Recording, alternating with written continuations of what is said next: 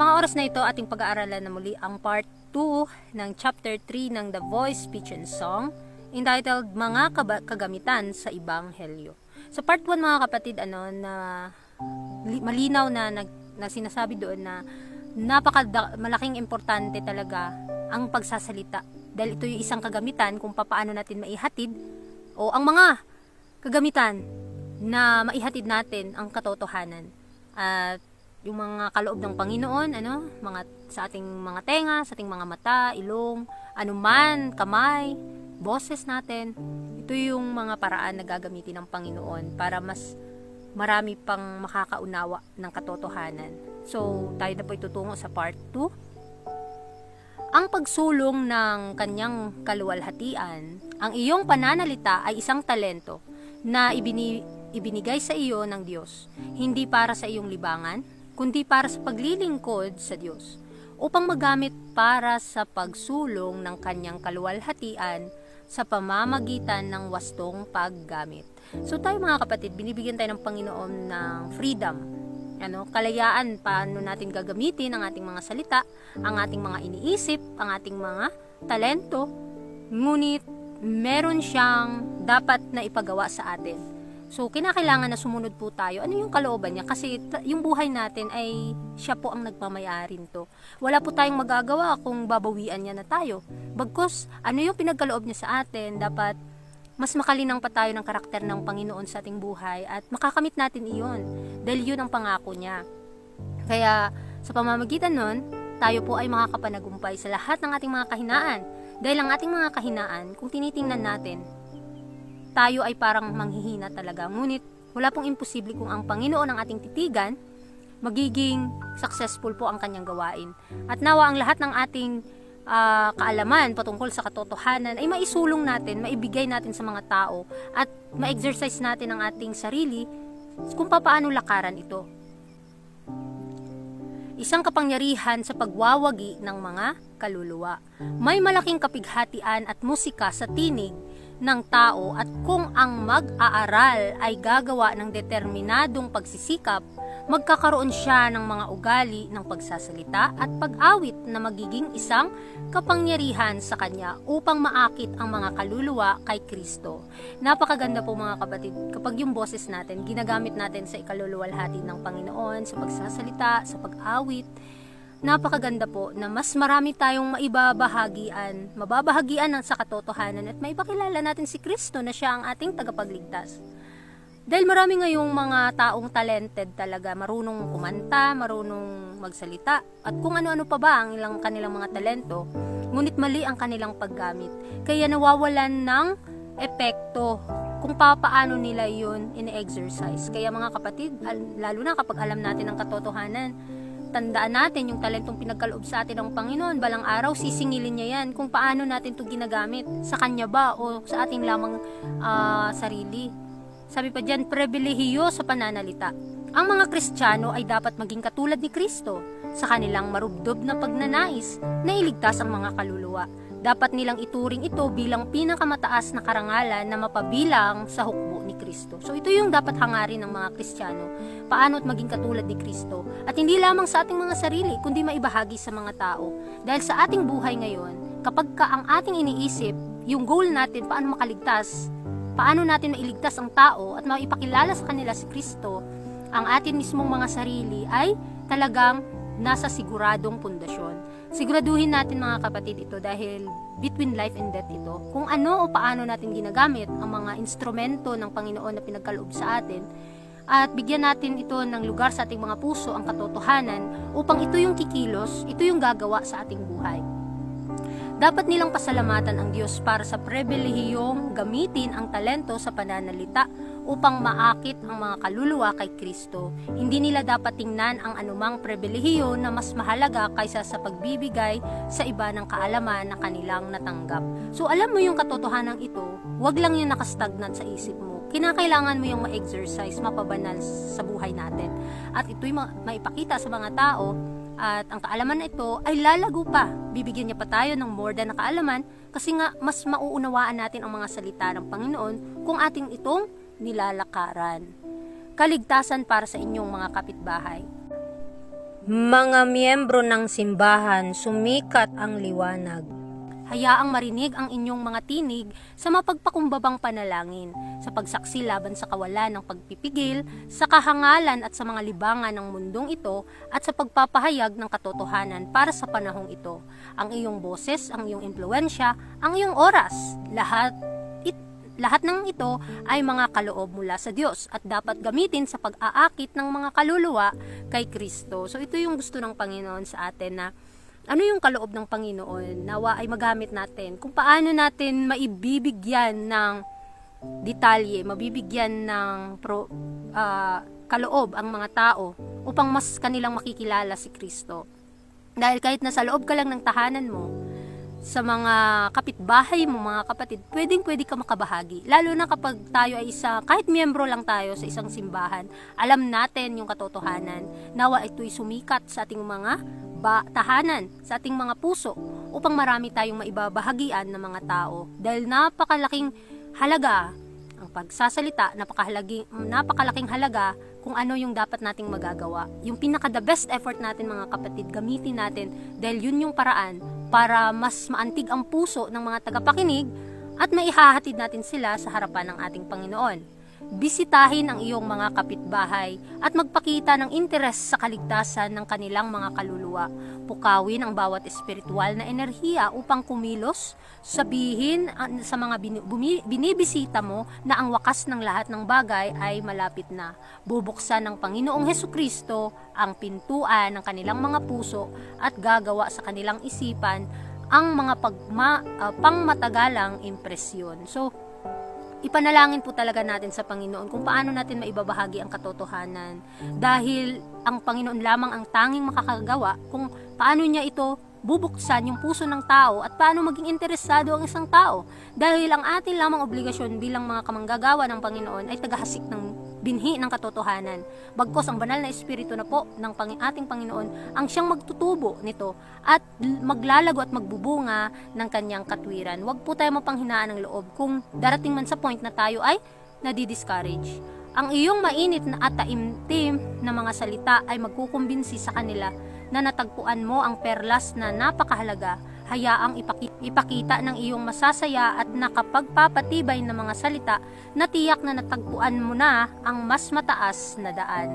So dito, mga kapatid, tandaan natin na bawat kaluluwa, isa po itong perlas sa paningin ng Panginoon. At kinakailangan kung alam natin ang katotohanan at nakatanggap tayo ng katotohanan na nagmumula sa Panginoon, ibahagi natin to sa mga tao, hanapin natin yung mga taong nawawala sa pananampalataya at panuinumbalik natin sa Panginoon sila, dahil sila ay pag-aari nga ng Panginoon at sila'y tatanggapin ng Diyos.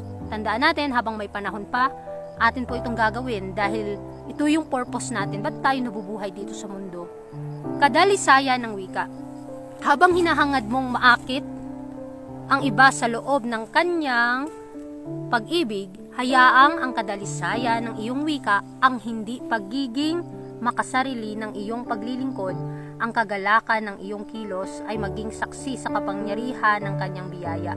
Bigyan ang mundo ng napakadalisay at patuwid na representasyon ng kanya upang ang mga tao ay mamasdan siya sa kanyang kagandahan. So, bilang mga Kristiyano, kung maipapakita natin ang karakter ng Panginoon sa ating buhay, makikita nila ano yung kagandahang loob na nasa atin. Hindi natin paparangalan ang ating mga sarili, bagkus ito po'y kaloob ng Diyos sa atin para maibahagian natin ang mga tao at madali lang sa atin o madali lang sa kanila makatanggap ng mga katotohanan ito. Dahil kapag minamasdan natin ang ating Panginoong Hesus, yun yung magre-represent sa buhay natin, yun yung magiging halimbawa at may papakita natin sa kanila. Paraan ng pagsasalita ng isang representasyon ni Kristo. Mula sa liwanag na taglay ko, ang ministeryo ay isang sagrado at mataas na katungkulan, at ang mga tumatanggap sa posisyong ito ay dapat magkaroon ng Kristo sa kanilang mga puso at magpakita ng marubdob na pagnanais na kumatawan sa Kanya ng karapat-dapat sa harap ng mga tao sa lahat. Kanilang mga kilos, sa kanilang pananamit, sa kanilang pananalita at maging sa kanilang paraan ng pagsasalita. So dito, mga kapatid, may papakita natin na sa ating pagsasalita, sa ating mga ginagawa, sino ang pinaglilingkuran natin. Dahil marami ang nakakakita nito. The angels and to man, we are spectacle mga kapatid dito sa mundo. At sa bawat gawain natin, sa pagpili natin sa daan ni Kristo, sa daan ng katwiran, marami tayong maitatahak ng mga tao tungo sa buhay na walang hanggan. Kaya maging mag-focus po tayo sa katotohanan. Magsaliksik pa po tayo ng more than na katotohanan kung paano natin maihahatid ang salita ng Panginoon sa kanila. Kahit nga sa ating pananamit, sa ating pagsasalita, ay isa po itong sermon sa kanilang buhay. Ang tagapagligtas ng Diyos. Ang mensahero na nagdadala ng salita ng buhay tungo sa isang napapahamak na mundo ay tiyak na magsasabi ng katotohanan. Ang Panginoong Hesus ay nasa kanyang tabi, handang palakihin ang makitid na hangganan ng kaalaman ng tao upang makita ng lahat na ang guro ay naghaharap ng kaloob na walang kasiraang kayamanan sa lahat ng mananampalataya kay Kristo. May kapangyarihan kay Kristo na tubusin ang mental at moral na katangian at hubugin ang tao ayon sa banal na wangis. So, makipag-cooperate po tayo sa proseso ng kaligtasan, kung paano niya tayo papabanalin at paano niya tayo gagamitin sa kanyang gawain. Kasi nga habang tayo naghihintay sa Panginoon, gumagawa tayo sa kanyang gawain. At higit sa lahat, sa pamamagitan sa paggawa nun ay hinuhubog po ang ating pagkatao na maging banal ayon sa wangis ni Kristo. At ito yung purpose ng bawat isa sa atin na nawa bigyan nating pansin, unawain nating maigi ang katotohanan ito. So, pangangailangan ng taktika sa pagsasabi ng tagapagligtas. Saan man tayo naroroon, dapat tayong magbantay ng mga pagkakataong magsalita sa iba tungkol sa tagapagligtas. Kung susundin natin ang halimbawa ni Kristo sa paggawa ng mabuti, ang mga puso ay magbubukas sa atin tulad ng ginawa nila sa Kanya. Hindi biglaan, ngunit sa taktikang isinilang ng banal na pag-ibig. Masasabi natin sa kanila ang tungkol sa Kanya na pinakamataas sa 10,000 at ang isa na kaibig-ibig. Ito ang pinakamataas na gawain kung saan maaari nating gamitin ang talento sa pagsasalita. Ibinigay ito sa atin upang maiharap natin si Kristo bilang tagapagligtas na nagpapatawad ng kasalanan. So, napakaganda po mga kapatid. Ano yung taktika? Ano yung dapat nating gawin sa pagsasalita? Kung paano natin maihahatid ang katwiran ni Kristo sa mga tao. Ipakilala natin sa kanila ang ating Panginoon na siyang nagpapatawad at naglilinis ng mga kasalanan. At sa buhay natin ngayon, wag po nating baliwalain ang mga katotohanan ito, bagkus ipakilala natin sa kanila si Kristo sa pamamagitan sa paglakad ng katotohanan. Tamang pagpapahayag sa mga salita ng katotohanan. Upang matutong sabihin ng may kapanipaniwala at kahangahangang bagay ang alam ng isang tao na may espesyal na halaga sa mga nagnanais na maging manggagawa sa kalayunin ng Diyos, kung mas maraming pagpapahayag ang maaari nating ilagay sa mga salita ng katotohanan, mas magiging epektibo ang mga salitang ito sa mga nakakarinig. Ang wastong paglalahad ng katotohanan ng Panginoon ay karapat-dapat sa ating pinakamataas na pagsisikap. So kung magsikap lang talaga tayo ayon sa kalooban ng Panginoon at abot sa ating makakaya, tutulungan niya po tayo na makagawa nito at maging successful po sa gawain na iniatas niya sa atin. Dahil ang paglalahad ng katotohanan mga kapatid ay hindi basta-basta. Bagkus ipanalangin po natin sa Panginoon na bigyan niya tayo ng more than panatalento, kaalaman patungkol sa kanyang banal na kalooban, at ito'y may papakilala natin sa mga tao sa ating nasasalamuha. Pag-asa sa kaluluwa. Siya na iyong kapwa ay taimtim na hinahanap at pinaghirapan. Ignorante ba siya? Hayaan ang iyong komunikasyon na gawing mas matalino siya. Siya ba ay nalulumbay at pinanghihinaan ng loob? Hayaang ang iyong mga salita ay magsasalita ng pag-asa sa kanyang kaluluwa. So, sa pamamagitan ng impluensya ng mga salitang binibigkas mula sa isang pusong puno ng pag-ibig, ang mga nasiraan ng loob ay maaaring maging mga tropeo ng biyaya, mga tagapagmana ng Diyos at mga kasamang tagapagmana ni Jesucristo. So, napakaganda mga kapatid, na kung ang ating mga puso ay punong-puno ng pag-ibig ng ating Panginoong Hesus at na ibabahagi natin sa mga tao ang itong katotohanan, nalalaman natin na isipin natin na sila pa ay mas mabuti kaysa sa atin, sila ay mas matalino kaysa sa atin. Dahil kapag ginawa natin yun, ang Panginoong Hesus ang maipapakita natin sa mga tao. Dahil si Kristo na naging halimbawa dito sa mundo ay naging mapagpakumbaba siya upang maipakilala niya ang Ama sa mga tao. Nawa, ganun din po tayo. Sa buhay natin, isipin natin na si Kristo mismo ang kikilos sa atin at sino ang Diyos na ating pinaglilingkuran sa ating mga talento na pinagkaloob sa atin. Nawa ay maging kasangkapan ito sa kanyang gawain.